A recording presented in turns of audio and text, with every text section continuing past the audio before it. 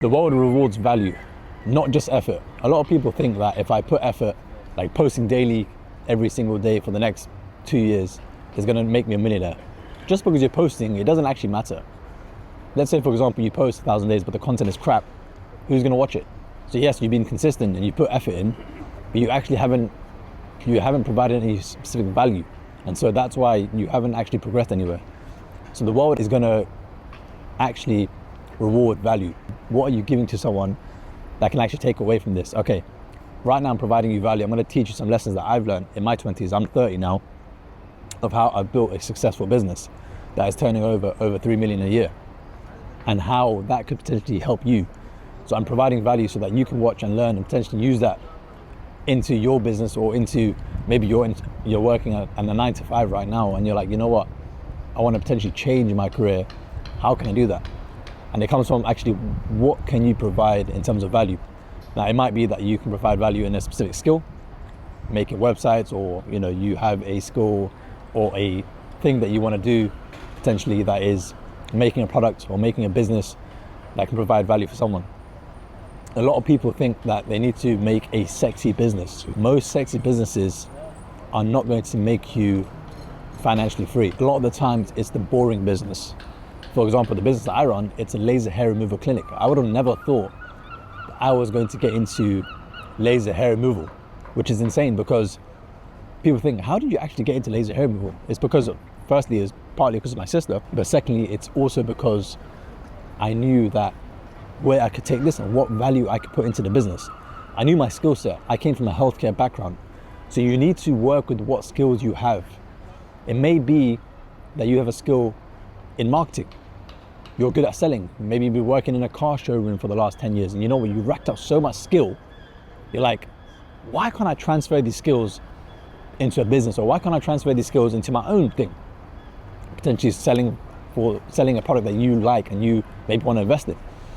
It doesn't have to be that you always have to do something for someone else. It could be that you can do something for yourself. So whether that's selling, it may be that you are great at marketing, as I just said. Use that skill and provide value for someone else. Imagine you have a startup who are, like, for example, for ourselves, we have a laser hair removal clinic. I'm always looking for someone who is good at selling. We have front of house staff. We do very, very tough training. And we need to make sure that person can sell. Otherwise, they're not able to get the job, because otherwise we're not going to get sales. So they're not providing value to us. We cannot provide them the monetary value. So we can't give them a salary. You need to think to yourself, okay, right now I'm sitting here, I'm maybe in my 20s, even in 30s, whoever, if you're watching this and you're in your 20s, or you're a teenager, even in your 30s, you have the chance to now utilize what you've gained and put that into something. So a lot of the time, becoming financially free is not just about building a business, because sometimes that you build a business and actually that business just relies on you. You want to be able to build a business that no one even knows that you are running. No one knows that I'm running a laser hair removal clinic. So people are confused. Wait, how do you build this? Because you don't even know what laser hair removal. If you ask me about the science of laser hair removal, I know the basics, I know the detail, but I'm not going to know as much as my therapist know, because that's not where my skills lie. My skills lie in actually making a business thrive and be successful. And that's where you come into this as well. I know that I can sell. Even the person behind the camera who's recording this video knows he can sell. So how can we do that in a way that is going to allow us to make a profitable business? Is it within a service-based business? Is it with a CPG brand, which is making, for example, an energy drink? You need to think to yourself, okay, what do you like? What's your passion? I knew my passion is within marketing. I used to make content. So my sister had skills in aesthetics. We combined that together. I really pushed the marketing. I knew, okay, I need to get clients for this service. Whatever service it is. For us, it is laser hair removal. For you, it might be a boxing gym. It might be a coffee shop. As I'm having right now, I'm having coffee. Quite nice. It might be that it's a coffee shop.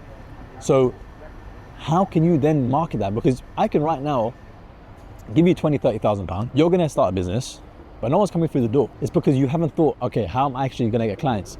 And this is where you need to think, what is your skill set? And potentially you might need to partner up with someone who has a skill set that you don't have.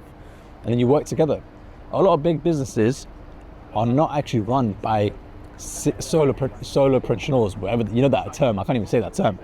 But that term is a solo entrepreneur, which is basically someone who thinks they can just run a business on themselves. A lot of the time people are doing that now with AI and all this stuff. But the reality is, to build a very profitable business and to become financially free, you need to have a good team. And just like a good example is myself, where I'm building that team with my sister, and we have someone else who is also allowing us to provide us information or kind of insights into the financial world. I never had that experience. I came from, my growth and my story started off in a council estate. Yeah. So it's a simple kind of equation there. If you're coming from something like, coming from public schools and council estates, we're not going to get that normal education that people are getting who are in private schools. We don't know how to make money. We don't know how to become financially free. I had to really think about this. It's not something that you can just do and you can just learn by going to school. You have to think realistically, okay, what can I do? What value I can provide, and how is that going to allow me to get clients? The people that look the luckiest usually have stayed in the game the longest. I'm 30 now, and I did a lot in my 20s. I went down the academia route. I did 2 degrees.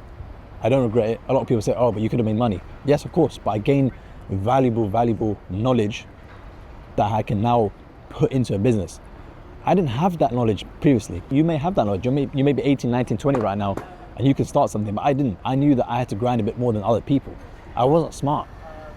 I came out with 2 A-levels. If you're in the UK, this is a high school.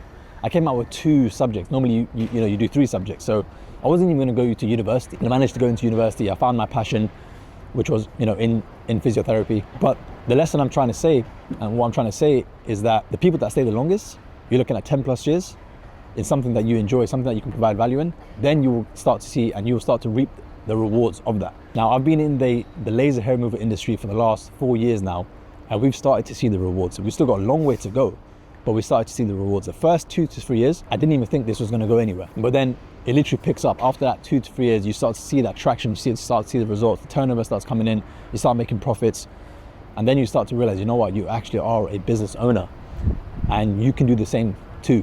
If you put your head down, you find something that you like, you can provide value, it can be done.